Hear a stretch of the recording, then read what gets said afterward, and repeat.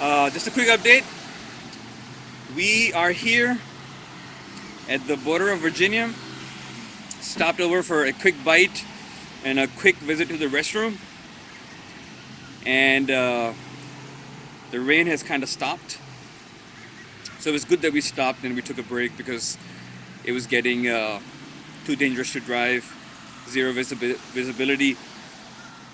They said that there won't be any rain, but apparently there was a lot of rain, and it's cold. So just want to touch base with you guys and let you know that we're still on our way, and give you a quick tour around of the Wendy's burger spot where we're at right now. And that's Elias right there in the black satin. Really good car. Good car that could haul our gear and haul us too. So hopefully as soon as we get into North Carolina, we'll give another quick update.